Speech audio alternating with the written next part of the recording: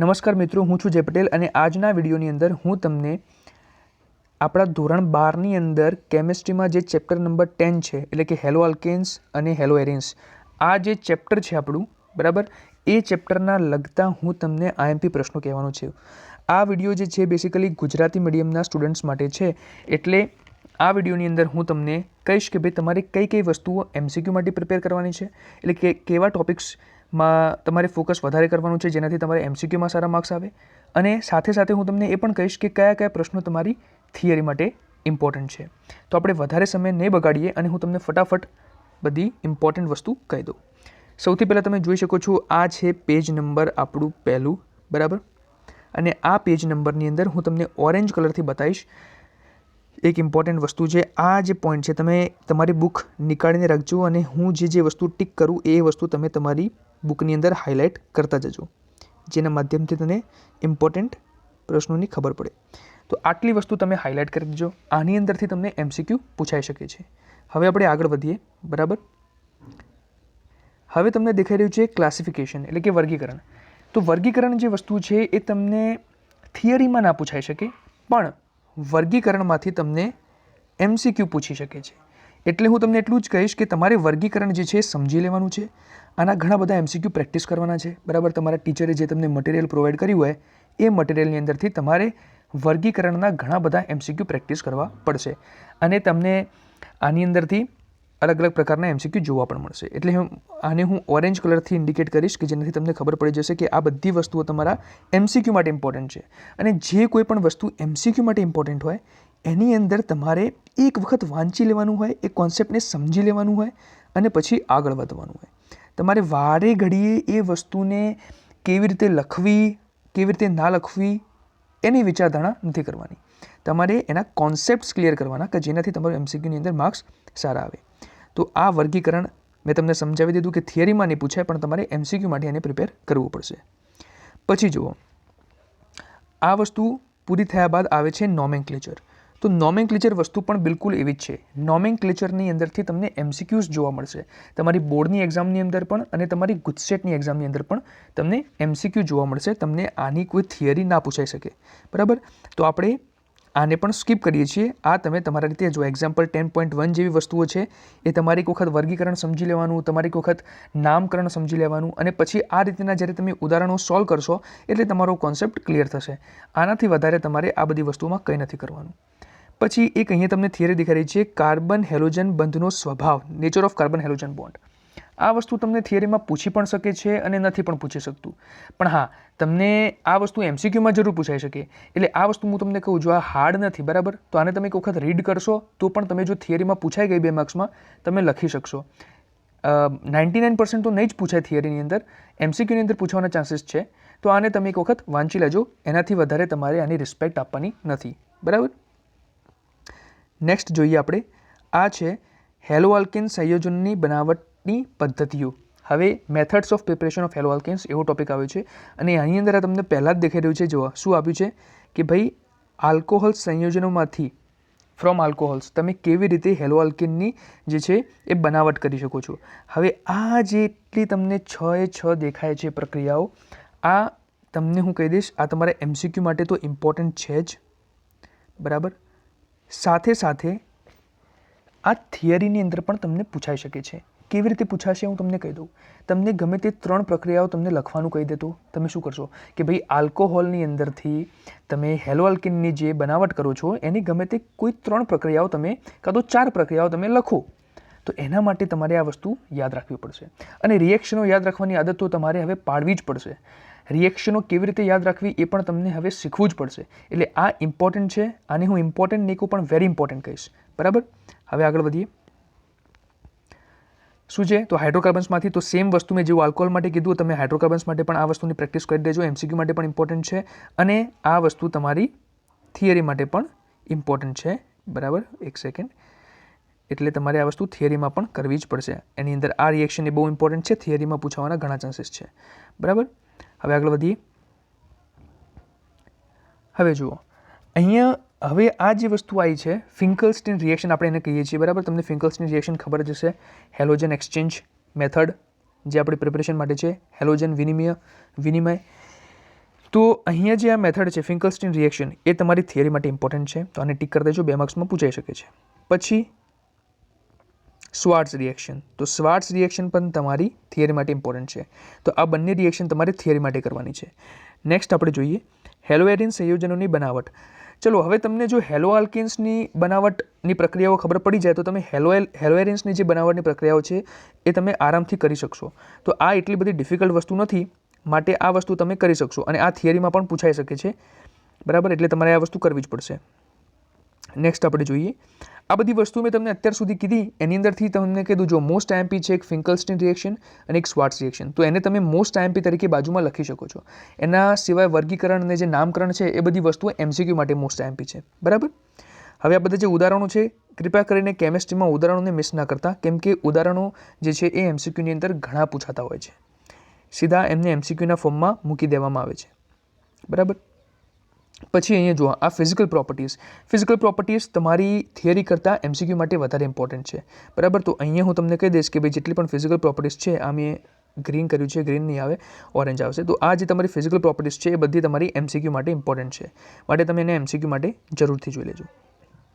પછી chemical reactions, તો chemical reactions obviously બહુ જ ઇમ્પોર્ટન્ટ છે, તમને કહી દઈશ કેમિકલ રિએક્શન્સ તમારે કરવા જ પડશે. આ જે મિકેનિઝમ છે એ તમે એમસીક્યુ માટે સમજી લેજો, બરાબર, તો એ તમારા માટે કામમાં આવશે. હવે આ જે તમને દેખાઈ રહ્યું છે ઓબ્વિયસલી તમે સમજી જ ગયા છો આ શું છે, બરાબર. આપણે આને શું કહીએ છીએ SN1 રિએક્શન અને SN2 રિએક્શન. એ મારે તમને અહીંયા બતાવવાની પણ જરૂર નથી બુકની અંદર, એ હું તમને ઓરલી જ કહી દઉં કે ભાઈ SN1 રિએક્શન અને SN2 રિએક્શનની ઇમ્પોર્ટન્સ કેટલી છે. SN1 રિએક્શન કાં તો SN2 રિએક્શન, આ બંનેમાંથી તમને કોઈ એક થિયરી લખવા માટે, બરાબર, 4 કાં તો 5 માર્ક્સમાં પૂછાવાના ચાન્સીસ 95 to 97 છે તમારી બોર્ડની એક્ઝામની અંદર. સાથે સાથે આના અંદરથી બનતા એમસીક્યુઝની માત્રા પણ ખૂબ જ વધારે છે. તો હવે જો મારે સરળ ભાષામાં કહેવું હોય તો જે આપણો જે 10મો પાર્ટ ખરો ને કેમિસ્ટ્રીની અંદર એનું હૃદય, આપણે જો હૃદય કહેવા જઈએ કોણ છે તો SN1 રિએક્શન અને SN2 રિએક્શન, આ આપણા 10મા પાર્ટનું હૃદય છે. જો તમે કંઈ જ નહીં કરો પણ જો તમે SN1 અને SN2 કરશો તો તમે એટલી હું તમને ગેરંટી આપી શકું છું કે તમે આ ચેપ્ટરમાંથી ઓછામાં ઓછા 2 માર્ક્સ તો લઈને જ જશો, બરાબર. ના કરે નારાયણ જો આ તમને થિયરીમાં ના પૂછ્યું તો એમસીક્યુની અંદર પણ તમને આના એકાદ એમસીક્યુ તો 2 એમસીક્યુ તો તમને દેખાશે જ જે SN1 રિએક્શન અને SN2 રિએક્શનમાંથી બનતા હોય. તો મહેરબાની કરીને તમે SN1 રિએક્શન અને SN2 રિએક્શન છોડતા જ નહીં, કેમ કે આ એમસીક્યુ માટે પણ ઇમ્પોર્ટન્ટ છે અને આ થિયરી માટે પણ ઇમ્પોર્ટન્ટ છે, બરાબર છે. હવે આપણે આગળ વધીએ. SN1 રિએક્શન SN2 રિએક્શનની વાત થઈ ગઈ, બરાબર. એના ઉપરથી આ બધા જે કેસીસ છે આ બધા cases very important for your MCQ, okay.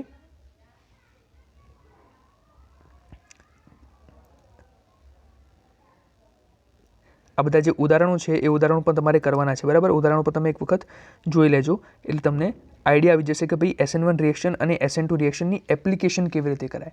અને આ ઉદાહરણ તમે કરશો તો તમને એમસીક્યુ માટે પણ આ બધી વસ્તુઓથી ઇઝી રહેશે, તમને એમસીક્યુને સમજી શકશો કે એમસીક્યુ શું કહેવા માગે છે, અને એમસીક્યુ આ રીતેના જ આવા ઉદાહરણો પરથી જ બનશે, બરાબર છે. હું તમને જે વસ્તુ કહું એ વસ્તુ તમે ધ્યાનથી સાંભળશો તો પણ તમારા ઘણા બધા માર્ક્સ તમે કેપ્ચર કરી શકશો. અહીંયા જુઓ આ તમે આને શું કહીશું આપણે તો વિલિયમ નિકોલે સમતલીય ધ્રુવિત પ્રકાશ ઉત્પન્ન કરનાર પહેલો પ્રિઝમ વિકસાવ્યો હતો. તો આ બધી જે નાની નાની વસ્તુ છે તો જો તમે એમસીક્યુમાં મતલબ ના કરતા, કેમ કે આ બધી તમને જનરલ નોલેજની વસ્તુઓ નહીં પૂછે, પણ કેન્દ્રાનુરાગી વિસ્થાપન પ્રક્રિયાનો અવકાશ રસાયણ દ્રષ્ટિકોણ, તો આની અંદર જે આ પ્રકાશ ક્રિયાશીલતા છે, પછી એના સિવાય બીજા બધા જે ટોપિક્સ છે, ધારો કે આણ્વીય અસ્મિતા કિરાલિટી એન્ડ પ્રતિબંધી સમઘટકો, આ બધી વસ્તુઓ તમને થિયરીમાં નહીં પૂછાય મિત્રો, આ બધી વસ્તુઓ તમને થિયરીમાં નહીં પૂછાય, આ તમને એમસીક્યુમાં જ પૂછાશે. એમસીક્યુની અંદર પણ તમને અલગ અલગ પ્રકારના કેસ આપ્યા હશે અને એની અંદરથી તમારે એમસીક્યુમાં સોલ્વ કરવાની. એટલે આવડા મોટા ફકરાની અંદર તમારો ટાઈમ વેસ્ટ વધારે ના કરતા.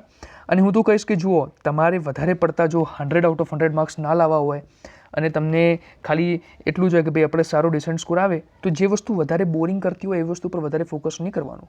હું તમને જે મોસ્ટ ઇમ્પોર્ટન્ટ કહું છું એ વસ્તુ તમે કરીને જશો તો પણ તમારા એ ચેપ્ટરમાંથી સારા એવા માર્ક્સ નીકળી જશે. તો આ વસ્તુ પર તમારે વધારે પડતું મગજ બગાડવાની જરૂર નથી. અને હું તો એમ જ કહીશ કે આ ટોપિક ખૂબ જ ઇઝી છે. એટલે તમે જો એક વખત પણ સમજશો તો પણ તમને આ કાયરલિટીવાળો જે ટોપિક છે સારી રીતે ખબર પડી જશે.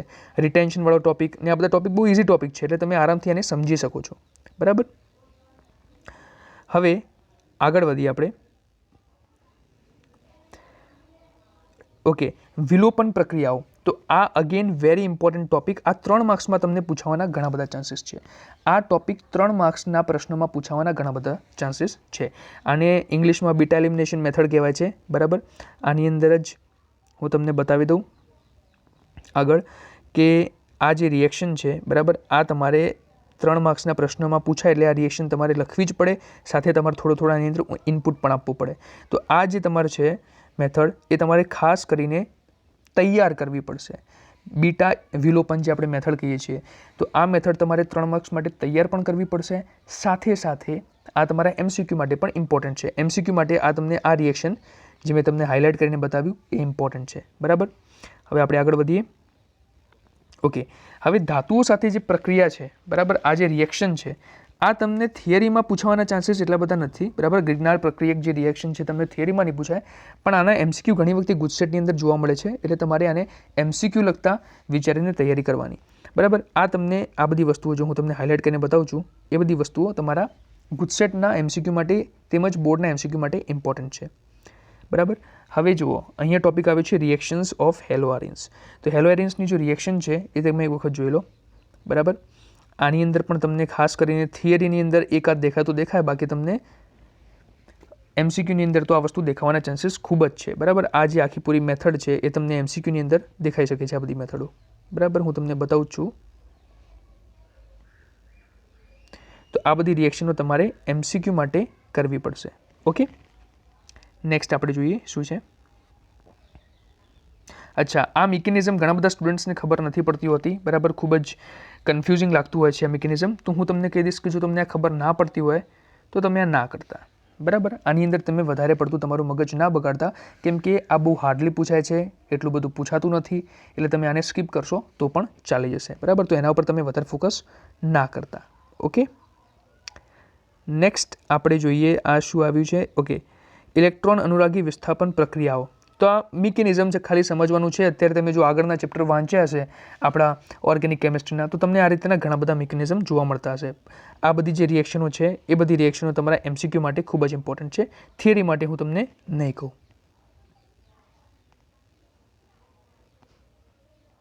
ઓકે.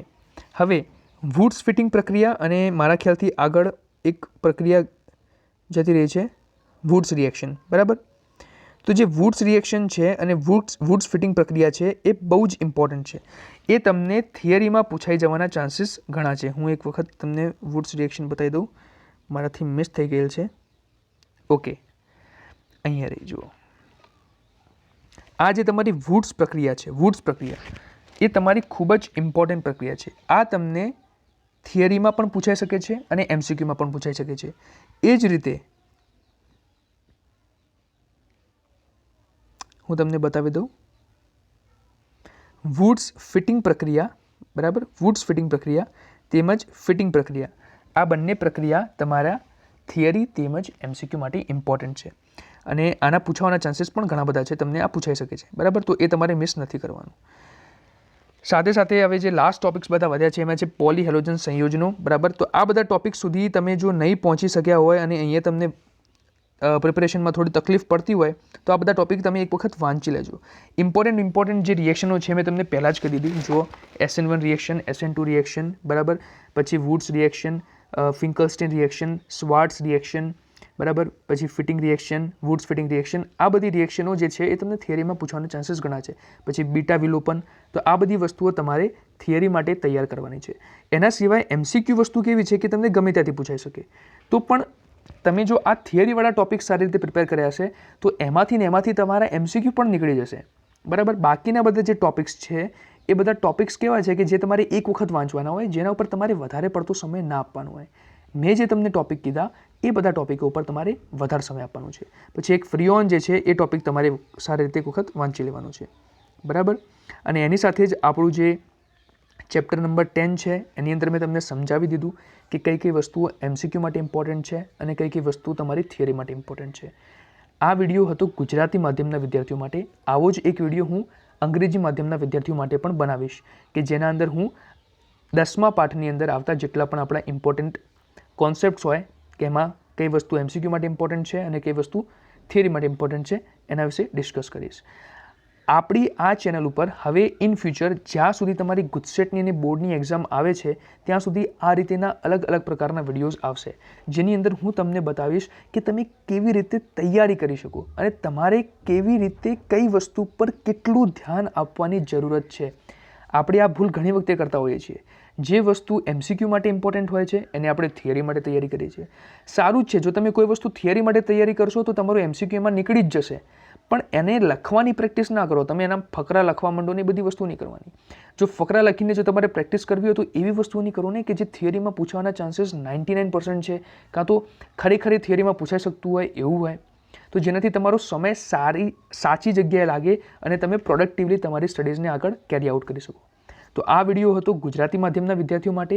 હવે હું અંગ્રેજી માધ્યમના વિદ્યાર્થીઓ માટે પણ આવો વિડીયો અપલોડ કરીશ. અને હા, બીજી એક વસ્તુ તમને કહી દઉં લાસ્ટમાં કે એક્સરસાઇઝ જે છે એની અંદરથી ઘણીવાર તમને જે આ બધી વસ્તુ તમને દેખાય છે ને, આ બધી વસ્તુઓ MCQમાં પૂછાઈ જતી હોય છે. તમે જુઓ જો પાસ્ટ પેપર તમે ઉઠાવશો બોર્ડના અને ગુજસેટના તો એની અંદર તમને દેખાશે આ બધા એક્ઝામ્પલ જે એક્સરસાઇઝમાં આપેલા છે NCERTની.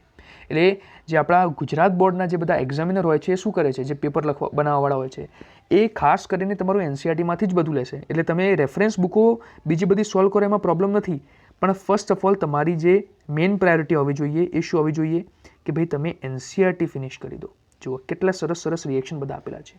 તમારી ફર્સ્ટ પ્રાયોરિટી NCERT હોવી જોઈએ. Okay friends, thank you very much.